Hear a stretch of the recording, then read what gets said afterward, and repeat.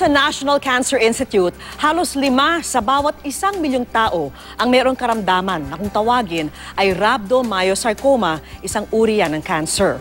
Mahigit 60% na nagkakaroon nito ay mga batang may edad 15 pababa.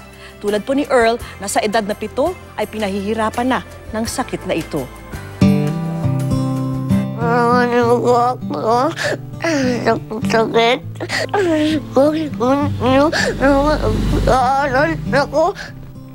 Yan ang hinagpis ni Earl na 7 taong gulang pa lang ay humaharap na sa mabigat na problema. Halos sakupin na ng napakalaking bukol ang kanyang mukha.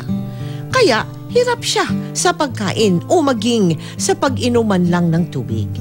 Kaya ang kanyang katawan halos bagsak na. Nahirapan talaga ako sa araw-araw. Lagi ko siyang kasama, lagi ko siyang nakikita. Sa sitwasyon niya nga, ganito pa rin.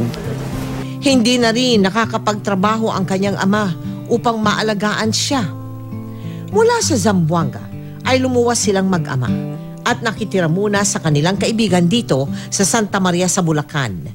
Naipatingin namin si Earl sa doktor. Lumalabas na mayroon siyang rhabdomyosarcoma, isang uri ng cancer. Sa history niya, nagsimula nga siya parang cyst lang sa may gilagid niya na after a few months, nahulog ng kusay ipin tapos lumaki na lumaki yung pinaka-bukol doon. Habang lumalaki yung tumor, kinakain niya yung pinaka-mukha niya. No? Kailangan ni Earl ang agarang operasyon para mailigtas ang natitirang parte ng kanyang mukha, lalo na ang kanyang paningin. Dahil napakalaki na ngayon sinira doon, kinainan yung buong kaliwang pisngi ng bata, no? Magkakailangan ka ng reconstructive surgery. Sa ngayon, sa panalangin humuhugot ng lakas si Earl. Galing ako. Sakit. Galing ako.